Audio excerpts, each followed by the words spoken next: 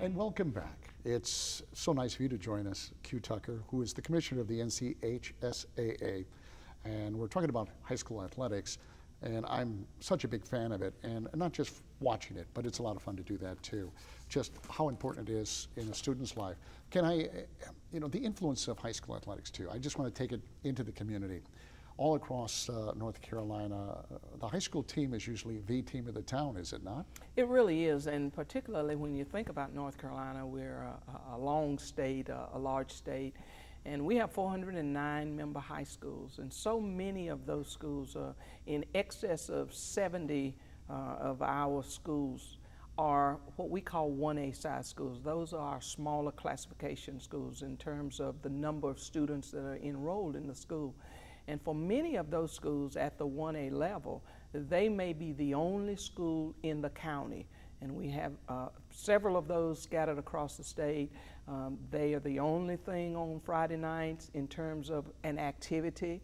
And so everybody, whether they have students themselves playing, they're going to load up, they're going to the high school football game. They may get there in time to buy a hot dog at the concession stand, have a soda, and then a box of popcorn, and that's their entertainment for that night. Because for many of them, they have to drive a ways, perhaps to be in a larger town, but it's just a way of life. On Tuesdays and Fridays, when you get into the winter time, that's basketball, and so that's what they talk about. You go in the grocery store, they will talk about the game that was played last night, and it's really exciting for those communities. Well, and for the family in general, as we try to, promote families, and, sometimes we don't even eat together, any longer. So getting together on a Friday night to go see whatever, that's a pretty big deal. It really is a big deal, and many of them, they know the students.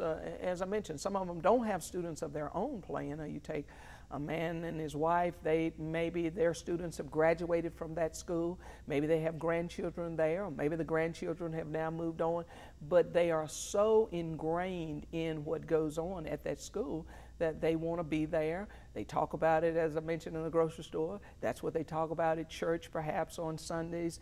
And so it's just that great opportunity for entertainment. And even some of your larger cities, you may have more high schools in your larger areas, but again, your traditional play nights, that's really what people begin to focus on. Well, Commissioner, when you have people emotionally invested in something, the players, the coaches, the fans, families, that's a kind of a powerful tool that you can use, isn't it? Well, I don't know what the word is, but to inspire, I guess? Well, it really is, and if you think about it, Bill, one of the things that we talk a lot about is the fact that the family unit itself is not the same as it was maybe even when I was going to high school. When I was in school, you went to school, you came home, and as a family, you sat down with mom and dad at the table and you talked about the activities of the day. We don't know that, I don't think that happens as much now as it used to.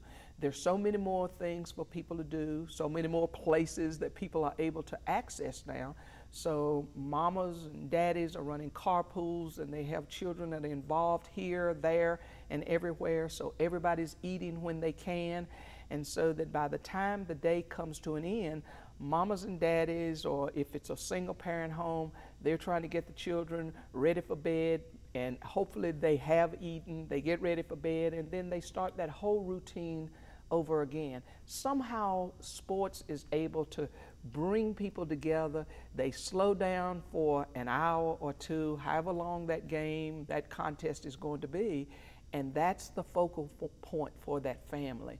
And I just think we need more of that. Oh, yes. And if we could just get, I know we don't want to do things the way we used to, but some of the things that it brought out in terms of that cohesiveness of a family, in terms of the community, those are the things that we do want to go back to. And if we could pull those into 2016, I think just in general, we'd be a lot better off. Oh, I think you're right. And that connection that sometimes we lose between our kids because we're all very busy, you get that back through high school athletics.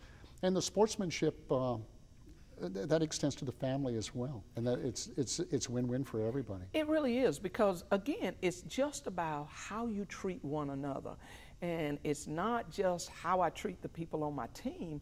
I tend to treat people the way I treat people in my family. So if I've grown up with the idea that I need to be courteous, that I need to have respect, and of course we know that in order to get respect, you know, you earn it. If I'm respectful to you, chances are you're going to respect me.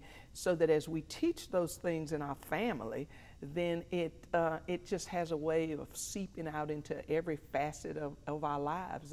And so it truly, sportsmanship occurs in the home as well. And you thought it was just football and basketball. There is so much. Commissioner, what an honor. Thank you for taking time for us. I appreciate it very much. Thank you very much for having me here. Up next, we'll speak with Millbrook High School Athletic Director. Stay with us.